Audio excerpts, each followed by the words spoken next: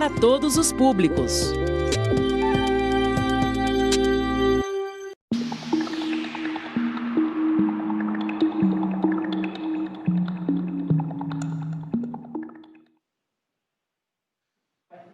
Muito boa tarde, seja bem-vindo e bem-vinda ao Mundo UFG dessa segunda-feira, agora 4 da tarde em ponto, horário que o nosso bate-papo começa com muita informação, convidados que acrescentam e agregam para a gente aprender mais sobre vários temas diferentes.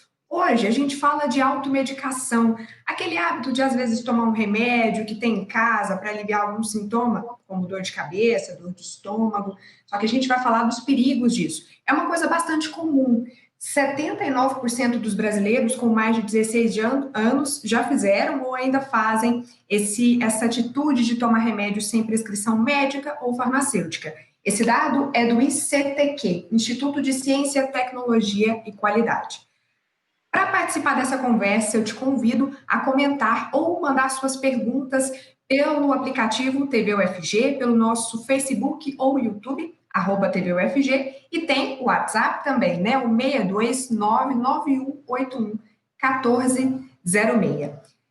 Se automedicar pode trazer consequências para a saúde, consequências graves, desde intoxicação. Aqui no Brasil, a principal causa de intoxicação é por medicamentos. Pode trazer outras comorbidades, doenças ao longo do tempo, alergias, enfim, tem muitos perigos. Para começar essa conversa, eu vou apresentar então vocês duas importantes convidadas que a gente tem aqui hoje, a Lorena Bahia, presidente do Conselho Regional de Farmácia de Goiás e especialista em assistência farmacêutica na atenção básica pela UFG.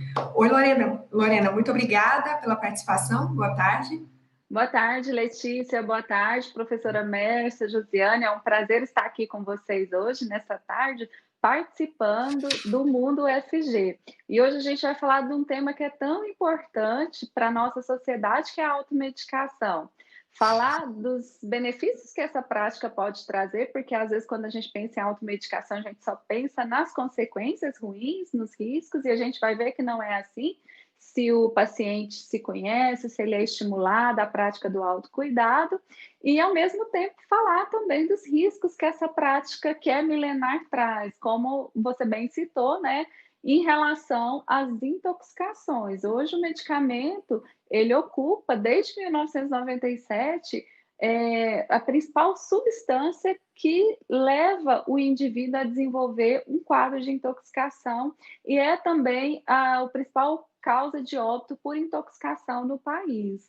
Então, os dados da Secretaria Nacional, né, de Vigilância Epidemiológica nos apontam isso. Então, quero parabenizar a UFG por trazer à tona esse debate e agradecer o convite que foi feito ao Conselho Regional de Farmácia do Estado de Goiás. Estou muito feliz por estar aqui nessa tarde hoje com vocês. Nós que agradecemos muito, viu? Eu agradeço também a professora Mércia Provin, da Faculdade de Farmácia da UFG, e ela comanda o Centro Farmacêutico de Informação, Pesquisa e Estudo da UFG também. Professora, muito obrigada pela sua presença. Boa tarde. Boa tarde a todos. Obrigada, Letícia, obrigada ao Mundo UFG pelo convite, né? Boa tarde, Lorena, boa tarde, Josiane, boa tarde a todos vocês que estão nos ouvindo. Parabéns pelo tema.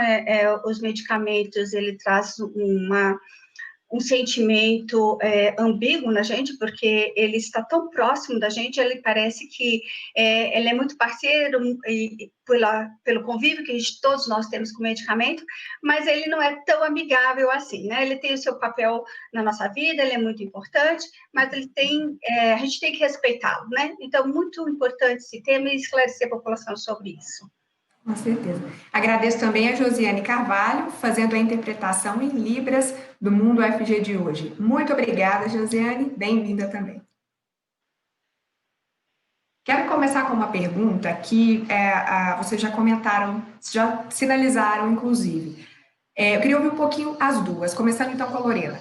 A automedicação, ela é sempre contraindicada? É sempre ruim? Então, essa pergunta é uma pergunta bastante interessante, Letícia, porque nos dá a oportunidade de falar um pouco da prática do autocuidado. O que nós, farmacêuticos, nós temos estimulado nos pacientes quando a gente atende na farmácia, no consultório farmacêutico? A gente tem estimulado o paciente à prática do autocuidado. Então, um paciente, por exemplo, que uma mulher todos os meses sente uma cólica menstrual, como que ela pode saber identificar em que situações ela pode usar algum medicamento que te traga alguma melhora sem que ela tenha os efeitos colaterais desse medicamento? Um medicamento que seja isento de prescrição médica, então um antiespasmódico, às vezes um analgésico, para aliviar essa cólica menstrual. Então, quando o paciente ele tem noção dos seus sinais e sintomas, quando ele conhece o seu corpo, quando ele entende o que está acontecendo com ele, a automedicação ela pode trazer benefícios, sim. Mas para que essa automedicação ela tenha sucesso, é necessário que esse paciente, em algum momento da vida dele, ele receba as orientações de um profissional de saúde. Nesse caso, pode ser o farmacêutico a orientá-lo e a estimulá-lo ao autocuidado. Então, existem transtornos menores de saúde, onde o farmacêutico atua, e o farmacêutico, ele, quando necessário, ele também atua em equipes multiprofissionais de saúde, fazendo encaminhamento para outros profissionais, quando é necessário, mas existem alguns transtornos que o próprio farmacêutico pode estar resolvendo a partir de uma visita à farmácia. E aí é importante destacar, Letícia, que a farmácia hoje é um estabelecimento de saúde, é o estabelecimento de saúde mais acessível à população. Então, até mesmo agora, durante o estado da pandemia pelo coronavírus, nós tivemos em todos os decretos estaduais e municipais a farmácia sendo um serviço essencial à saúde e à vida. Em toda farmácia eu tenho um farmacêutico presente durante todo o horário de funcionamento. Então, nas farmácias, o farmacêutico pode orientar o paciente, sim, em relação ao uso desses medicamentos. São medicamentos isentos de prescrição médica, ou seja, aquele medicamento que o paciente adquire sem ter uma prescrição. E aquele paciente que se conhece, se ele utilizar esse medicamento de forma correta, ele pode evitar, por exemplo, e isso é muito importante, principalmente nesse momento de pandemia, de ter que se deslocar a uma unidade de saúde por um transtorno menor. Então, ela pode trazer benefícios, sim, mas para isso ela precisa de quê? De ser assistida por um profissional de saúde, de ter um profissional de saúde que se responsabilize por essa prática junto ao paciente. O que é ruim é aquele paciente que toma o medicamento sob aconselhamento de um familiar, de um amigo, de um vizinho, de um leigo, porque nem tudo que foi bom para mim significa que vai ser bom para você, que vai trazer resultados terapêuticos para você. E Mércia, professora Mércia, a sua opinião dessa prática tão comum, ela é sempre negativa ou você concorda com a Lorena?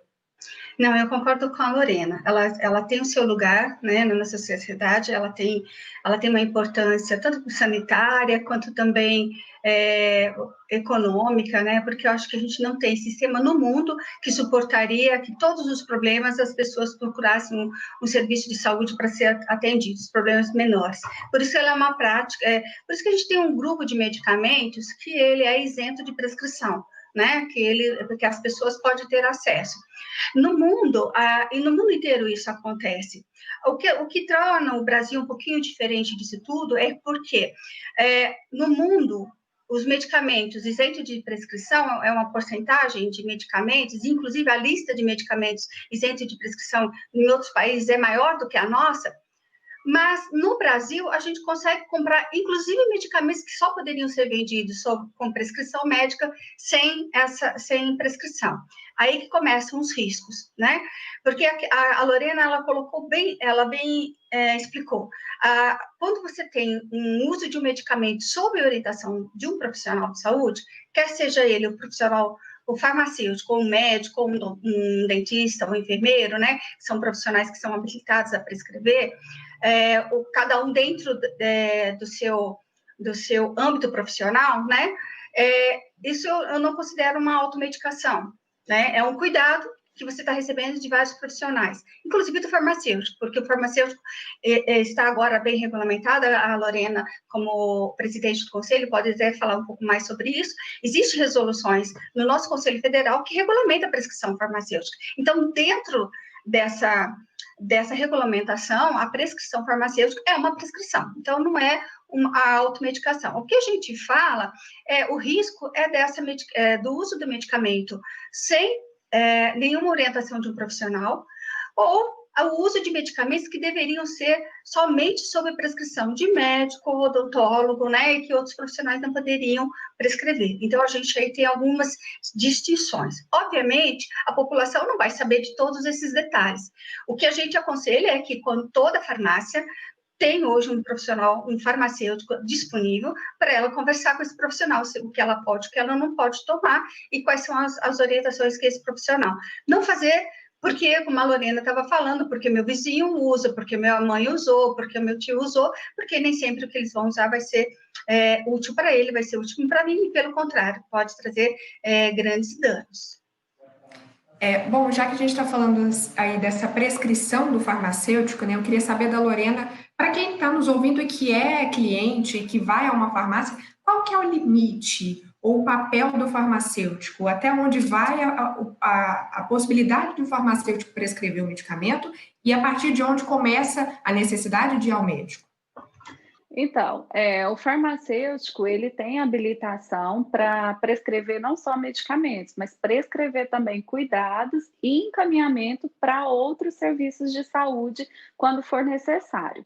Então, a nossa prática clínica, ela está regulamentada através de 2 resoluções do Conselho Federal de Farmácia, que são as resoluções 585 e 586, que já existem desde 2013. Essas 2 resoluções, elas habilitam o farmacêutico a prescrever medicamentos que são isentos de prescrição médica, então são medicamentos que não têm tarja no seu rótulo, são medicamentos de venda livre que ficam ao alcance da população. Então, geralmente são aqueles medicamentos que ficam expostos em gôndolas do lado externo do balcão da farmácia.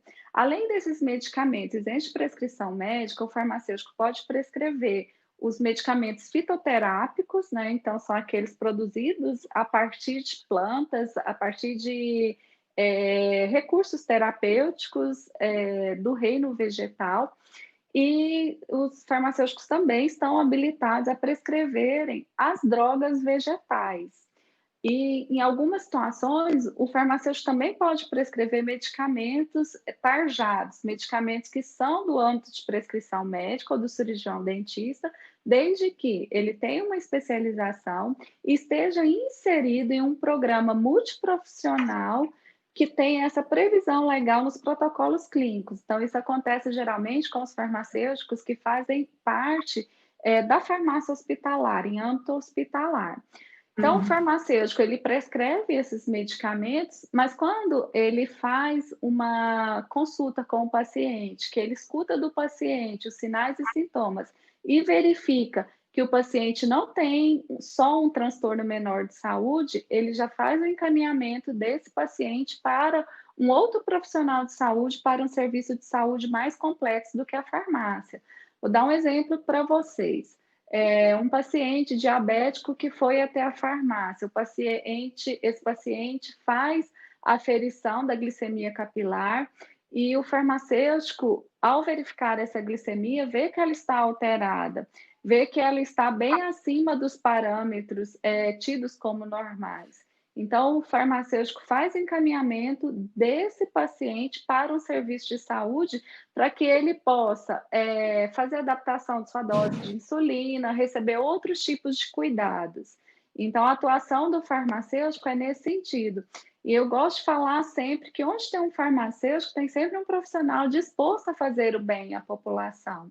Às vezes, a farmácia é o primeiro serviço de saúde onde esse paciente vai ter acesso. Então, muitas pessoas procuram a farmácia porque não conseguem agendar uma consulta através do seu convênio. Na rede pública, às vezes demora 3, 4 dias para ele conseguir uma consulta. Então, eles procuram a farmácia, o farmacêutico atende esse paciente, faz a triagem dele e já encaminha para o serviço de saúde quando necessário.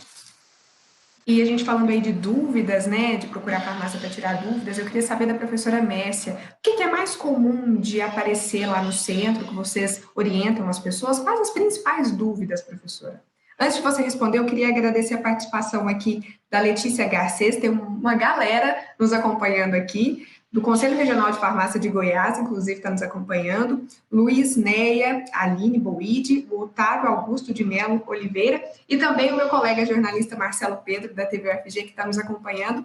Um abraço, Marcelo, um abraço para todo mundo que está nos assistindo. Professora, o que é mais comum de dúvidas lá no centro? Bom, a gente pode dividir em dois momentos.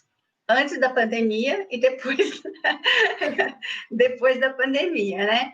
Quais são as dúvidas gerais antes da pandemia, né? Quais são elas? Elas são muito relacionadas à forma de administração de medicamentos. Muitas vezes a gente tem idosos que não conseguem engolir muito, ou crianças que têm dificuldade de tomar sólidos orais, comprimidos, cápsulas, né? Então, algumas dúvidas são relacionadas a isso.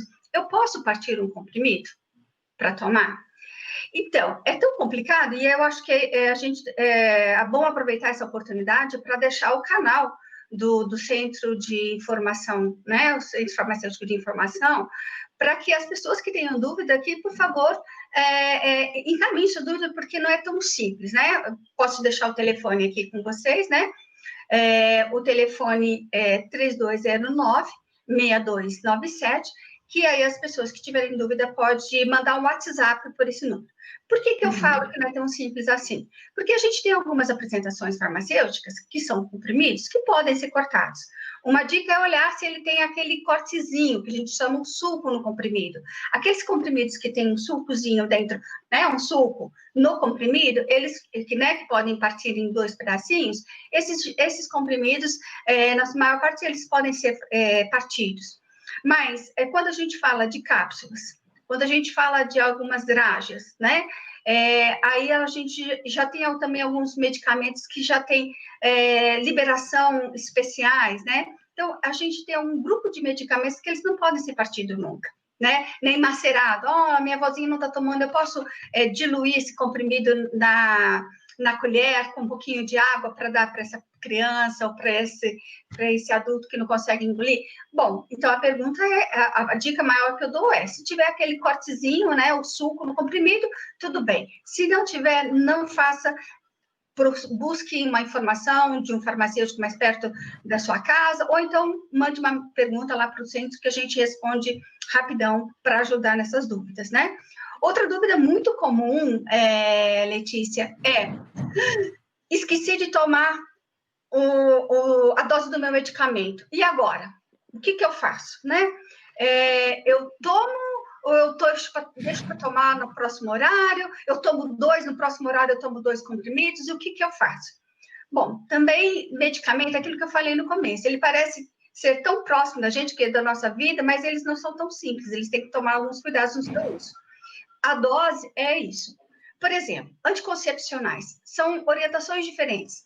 Se eu deixei de tomar um anticoncepcional e faz menos de 12 horas para minha próxima dosagem, eu tomo um anticoncepcional todos os dias. Vamos supor que eu tomo todas as manhãs. Então, eu esqueci, era para me tomar 8 horas da manhã e ainda não é 8 horas da noite, o que eu faço? Tomo. A hora que eu lembrar, assim que eu lembrar, eu tomo. Bom, mas já são 10 horas, meia-noite, o que eu faço, né? Deixo para tomar às 8 horas do outro dia, só que eu tomo 2 comprimidos. E se faz mais de 24 horas, aí eu tenho que entrar já com outro método contraceptivo, porque aquele ciclo do anticoncepcional me foi perdido, tá? Mas isso é para todos os comprimidos, para todos os medicamentos? Não, isso é diferente, por exemplo, para antibióticos. Antibióticos, esqueci de tomar um remédio, a dose. A hora que eu lembrei, tomo. Assim que eu lembrar, eu tomo. E a próxima dose? Aí eu conto o intervalo a partir dessa dose. Se eu estou tomando um medicamento de 12 em 12 horas, era para mim tomar às 8 horas da manhã. Lembrei de tomar 11 horas da manhã. Tudo bem, eu tomo às 11 horas da manhã. Quando é que eu vou tomar? Dali 12 horas. Não é? O meu intervalo não é de 12 em 12, então às 11 horas da noite, tá? Antibiótico é diferente. E para outras dúvidas, né, professora, vou reforçar aqui o telefone do centro, 3209-6297, não é isso? Isso mesmo. Só ligar e poder. Isso, eu acho esse serviço importantíssimo, porque é muito comum a gente ter essas dúvidas e às vezes na bula a gente não consegue sanar, não fica tão claro assim. Então, acho bem bacana mesmo, e é só ligar, então, 3209-6297, no centro da UFG, então, de confiança, você pode ligar para poder aí solucionar questões do seu dia a dia sobre medicamentos. Eu queria comentar, ler aqui um comentário da Letícia Garces, que chegou para a gente, minha xará, que eu acho importante a gente falar. Ela diz o seguinte: nesse momento de pandemia, aumentou o número de pessoas que se automedicam. Lorena, você aí do Conselho Regional de Farmácia, eu queria entender como que vocês estão vendo esse momento, porque a gente vê, por exemplo, a busca pela hidroxicloroquina, que é um caso muito específico, né, que nem teve a comprovação confirmada para esse caso específico de Covid-19, mas teve um aumento na busca, também automedicação com antigripais. Você percebeu, assim, essa ida à farmácia para tentar se proteger, uma busca por uma solução aí? Então, Letícia, o que que acontece?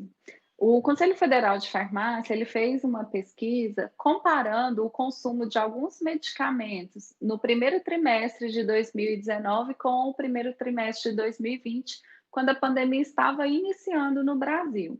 E a gente pode perceber um aumento significativo no consumo de alguns itens, como a cloroquina, a hidroxicloroquina, a ivermectina, e alguns medicamentos que, teoricamente, são utilizados para melhorar a imunidade do paciente. Então, vitamina D, vitamina C, zinco. Então, são produtos que a gente começou a ter uma busca maior, um aumento substancial nas vendas nesse período. E, de fato, a gente tem que destacar que a Covid-19, ela é uma doença que ainda não tem prevenção, então a gente não tem nenhum medicamento que seja efetivo para prevenir a Covid-19 e ela também não tem cura. O que a gente tem são medicamentos que são devidamente utilizados para impedir o agravamento dos sinais e sintomas dessa doença, fazendo com que o paciente evite progredir para a forma grave da doença. Mas esses medicamentos, a exemplo da ivermectina, ele é um medicamento que é um antiparasitário e que em alguns testes que foram feitos in vitro, testes em laboratórios, ele mostrou uma certa atividade antiviral em relação ao coronavírus. Mas essa atividade antiviral da ivermectina, em outros estudos, ela também existiu para o vírus da AIDS, o HIV, ela existiu para chikungunya, ela existiu para o ebola. Só que quando foram realizados testes em humanos, essa atividade antiviral da ivermectina não se confirmou.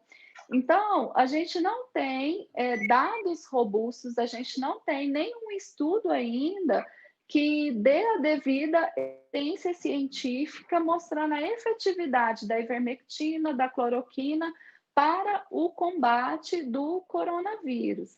Então, esses medicamentos, eles vêm sendo utilizados de forma empírica.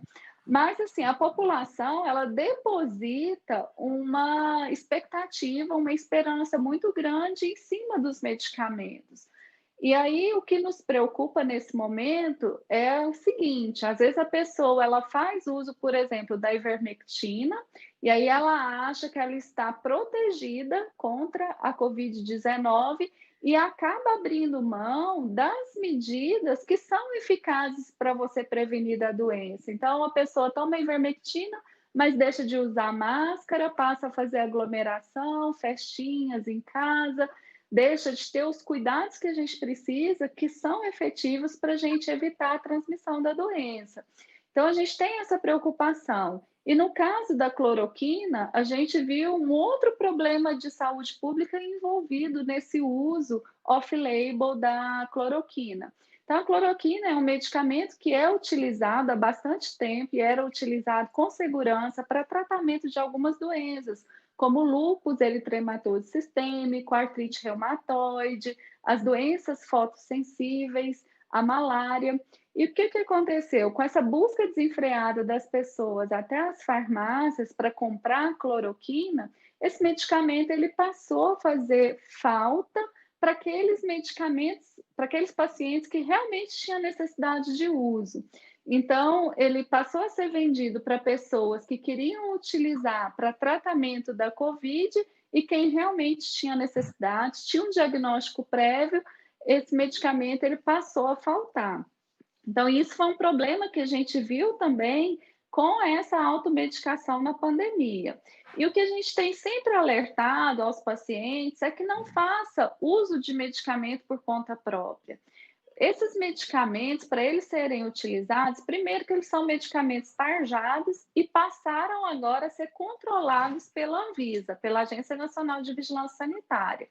Então, eles são medicamentos que têm efeitos colaterais. Para você fazer uso de qualquer um desses medicamentos, você precisa de uma prescrição médica. Então, o médico ele vai te prescrever a partir de um diagnóstico, se ele achar que você tem necessidade. E você precisa também de um acompanhamento para que você tenha os riscos dessa utilização minimizados. Então, você só deve usar esses medicamentos sob prescrição médica e sob orientação farmacêutica. No caso da cloroquina mesmo, o próprio presidente da República, quando ele fez uso, ele monitorava a função cardíaca dele 2 vezes ao dia.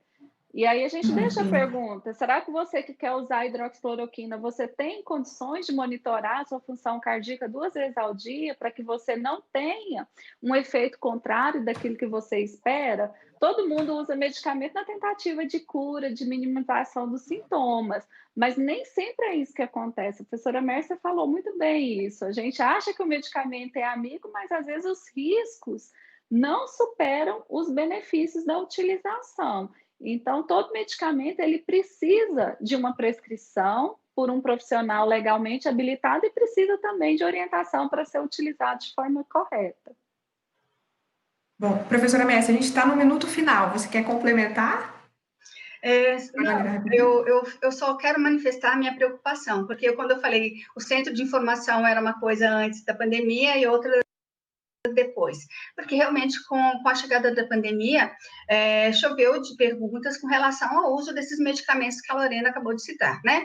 A hidroxicloroquina, ivermectina, vitamina D, azitromicina, corticoides, né? E eu tenho 2 preocupações do uso irracional, e aí eu envolvo todos os usos, automedicação ou não, tá? O uso irracional desses medicamentos. O primeiro dano e risco que a gente vê com o uso indiscriminado de azitromicina, né, e de outros antibióticos que foram usados, é o risco de desenvolvimento de cepas resistentes, né? Toda vez que você usa antibiótico de maneira irracional e de maneira massiva, a ocorrência, o risco de surgir cepas resistentes é muito grande, certo? A outra questão que me preocupa bastante é a questão o que isso vai estar fazendo com os nossos rins e com o nosso fígado. Eu brinco que depois da pandemia do Covid, nós vamos ter uma pandemia de hepatite, bacilrose medicamentosa, né? Porque as pessoas, elas só foram agregando medicamentos aos protocolos. Surgiu a cloroquina, vou tomar cloroquina. Falaram que a vitamina D e o zinco era bom, eu associei a cloroquina à vitamina D. Falaram que a ivermectina é bom, eu coloquei doxicloroquina, vitamina D, zinco e ivermectina. Falaram que a azitromicina é bom, vitamina... E eu só fui acrescentando medicamentos, né? Então, assim, corticóide. Então, você dá uma sobrecarga tão grande, e a gente não pode esquecer que são substâncias, são drogas, né, exógenas, e que vai ter uma ação no teu organismo. Então, me preocupa muito as consequências disso. Bom, é bem preocupante, com certeza. Para fechar esse bloco, porque daqui a pouco a gente volta, eu quero agradecer o Aparecido Júnior. Ele diz parabéns pelos temas abordados, ótimas referências profissionais. E a Má Ferreira, boa tarde, acompanhando e aprendendo muito. Muito obrigada, viu, a todo mundo que está nos acompanhando e participando aqui. E no próximo bloco, eu vou responder a pergunta da Marta.